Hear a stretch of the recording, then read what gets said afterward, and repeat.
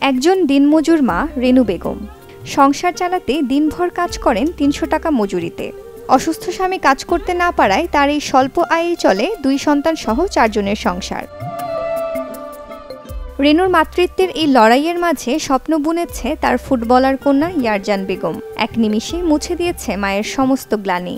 নেপালে অনুষ্ঠিত সাফ অনূর্ধ্ব ১৬ নারী ফুটবল চ্যাম্পিয়নশিপে শিরোপা জেতার মাধ্যমে পরিচিতি পায় ইয়ারজান। সঙ্গে উঠে আসে তার মায়ের সংগ্রামী জীবনের গল্প। ছোটবেলা থেকেই বড় হয়েছেন কুঁড়ে ঘরে, স্বামীর সংসারেও দেখেছেন অভাব। সংসারের নানা অভাব অনটনে কোনোদিন নিশ্চিন্তে ঘুমাতে পারেননি তিনি। আমার সংসারটা খুবই কষ্টের সংসার। এমন করে সংসারটা চালাইতাম, খুব কষ্ট করে চালাইতাম। যার বাড়িতে আমি কাজ করি উনি দেখতো, হঠাৎ দেখতো, কষ্ট দেখে দেখতো আর কি।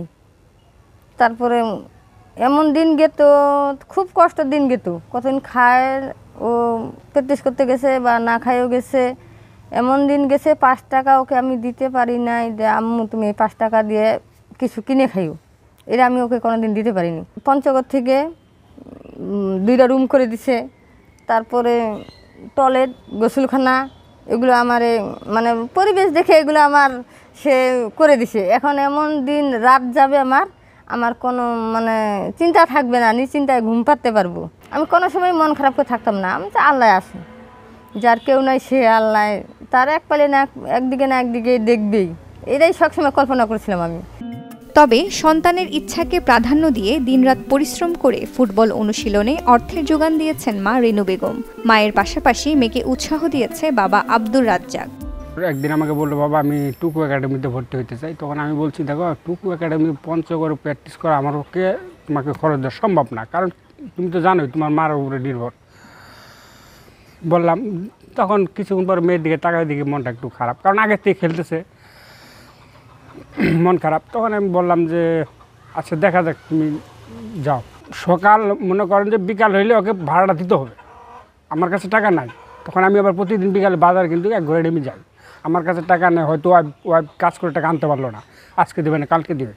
আমি করি কি, আমার ওই যে স্বাস্থ্য ভাইটি আছে এবং অন্য কোনো লোক আছে, বলে যায় আমাকে 100 টাকা দাও, দেবো হাটের দিক।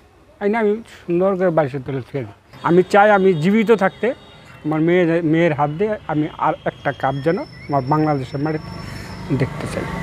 ইয়ারজানের মায়ের কষ্ট ঘুচিয়ে দিতে সাহায্যের হাত বাড়িয়েছে প্রশাসন।